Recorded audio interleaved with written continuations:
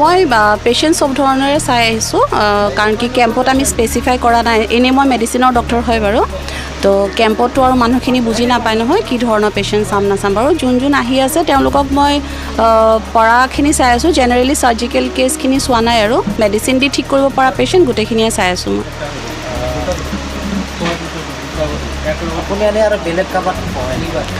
বেলেগ মোৰ চৰকাৰী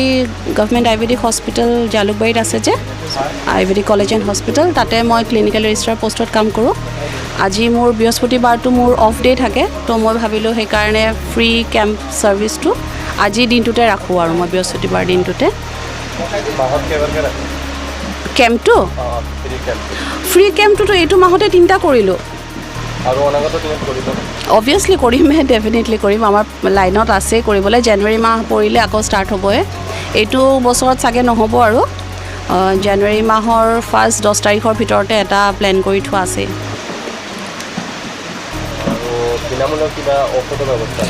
বিনামূলীয়া ঔষধৰ ব্যৱস্থা আমি ফাৰ্ষ্ট কেম্পটোত কৰিছিলোঁ ছেকেণ্ড দুটাত তেনেকৈ কৰিব পৰা নাই কাৰণ কি এওঁলোকে বহুত নতুনকৈ ষ্টাৰ্ট কৰিছে ফাৰ্মাচীখনো বহুত নতুন তো দুটামান কোম্পানীয়ে আমাক প্ৰভাইড কৰে তেতিয়া আমি দি দিওঁ আজিও মোৰ ওচৰত বহুত কম ষ্টক আছে মেডিচিনৰ তো পৰাখিনি দিওঁ বাট নোৱাৰাখিনি নাই আৰু তেওঁলোকে পাৰ্চেছ কৰে সেইটো তেওঁলোকক কৈ দিয়া হৈছে যে ডক্টৰৰ কনচালটেশ্যনটো ফ্ৰী বাট মেডিচিনটো পাৰ্চেছ কৰিব লাগে মোক প্ৰত্যেক সপ্তাহতে পাব মই এতিয়া অকল ৰবিবাৰে আহোঁ সন্ধিয়া আহোঁ 5টাৰ পৰা 7টা মানলৈকে থাকোঁ বহুত চবেই বহুত নতুনকৈ ষ্টাৰ্ট কৰিছেতো চবৰ কাৰণে এইটো নিউ এটা এক্সপিৰিয়েঞ্চ হয় তো সেইকাৰণে এতিয়া ৰবিবাৰে পাব মোক ইয়াতে সন্ধিয়া 5টাৰ পৰা 7টালৈকে কটাবাৰী ৰাইজৰ অঞ্চলৰ ৰাইজক জনাব বিচাৰোঁ যে মই ইয়াতে এভেইলেবল আছোঁ যদি তেওঁলোকে বিচাৰে ৰবিবাৰেতো আহিবই তাৰ বাহিৰেও যদি বেছি ৰিকুৱাৰমেণ্ট হয় মই আৰু 1-2 দিন আৰু বঢ়াই দিম আৰু ক'ব বিচাৰোঁ যে আয়ুৰ্বেদিক চিকিৎসা ল'বলৈ আহক তেওঁলোকে নিজে মেডিচিন খোৱাটো ঠিক নহয় যদিও মানুহে কয় যে ছাইড ইফেক্ট নাথাকে কিন্তু ছাইড ইফেক্ট ডেফিনেটলি থাকে চব বস্তুৰে তো ডক্টৰৰ প্ৰপাৰ কনচালটেশ্যন লৈহে খাওক আৰু আয়ুৰ্বেদিক মেডিচিন যিমান পাৰে সিমানে ব্যৱহাৰ কৰিব লাগে এলোপেথি মেডিচিনছ নকৰিব বুলি নকওঁ এইটো জাষ্টিফাইড নহয় বাৰু য'ত লাগে তাতে কৰিবই লাগিব কিন্তু যিমান পাৰে আয়ুৰ্বেদিক ছিষ্টেমটো লৈ লোৱা বেটাৰ হয় আমাৰ চবৰ কাৰণে আৰু মই ক'ব বিচাৰোঁ যে ইন ফিউচাৰ মোৰ ইচ্ছা আছে যে মই ইয়াতে অকণমান স্পেচ এটা লৈ পিনে অকণমান য়োগা আসন প্ৰাণায়াম সেইবিলাকো শিকাব ইচ্ছা আছে ইয়াৰ লোকেল মানুহখিনি তো সেইখিনিও প্লেনত আছে চাওঁ কি হয় কিমানখিনি ছাকচেছফুল হয় কোনটো য়োগাসন যে আসন এক্সাৰচাইজ প্ৰাণায়াম জানেতো চাগে সেইবিলাক বিনামূলীয়াই হ'ব হয় য়োগা প্ৰাণায়াম মানে আচ্ছা য়োগা মানে হ'ল আপোনাৰ মই একদম চিম্পল ভাষাত ক'ব গ'লে ব্যায়ামবিলাক থাকে যে আমি যে ব্যায়ামবিলাক কৰোঁ তো চব বেমাৰৰ কাৰণে বেলেগ ব্যায়াম থাকে তো সেইখিনি যেতিয়া আমি স্পেচিয়েলাইজড কোনোবা মানুহৰ পৰা যেতিয়া আমি শিকাই দিব পাৰোঁ মানুহখিনি শিকাই দিব পাৰোঁ তেওঁলোকে বহুত মানে ভাল পাব স্বাস্থ্যটো বেছি ভালকৈ ইম্প্ৰুভ হয় বেমাৰবিলাকো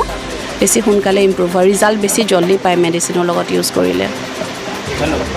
ধন্যবাদ এইটো আয়ুৰ্বেদিক ডক্টৰ বহিছে জালুকবাৰী আয়ুৰ্বেদিক কলেজ হস্পিটেলৰ পৰা আহিছে ইয়াতে 3-4 মাহৰ পৰা বহি আছে তাৰ মাজত ফ্ৰী কেম্প 3বাৰ কৰিলোঁ ডক্টৰৰ ফিজ যিটো ফ্ৰী কৰা হৈছে আৰু এই অঞ্চলত যিটো দেখা পোৱা গৈছে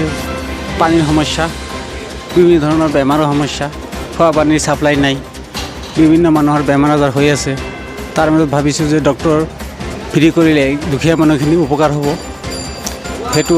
আগত ৰাখিয়ে এই ফ্ৰী কেম্প কৰা হৈছে কিহৰ ওপৰত চাই BAMS MD doctor Namnita Das Jalukbari হস্পিটেলত চাকৰি কৰে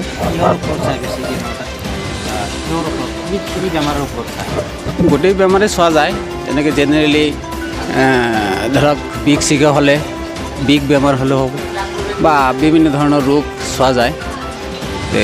চব বেমাৰতে তেওঁ ট্ৰিটমেণ্ট কৰে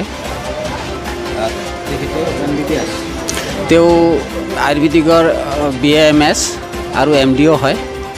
আৰু বহুত দিনৰ পুৰণা এক্সপিৰিয়েঞ্চ আছে ভাবিছোঁ এইখিনি অঞ্চলৰ মানুহখিনি ফ্ৰী কেম্প কৰিলে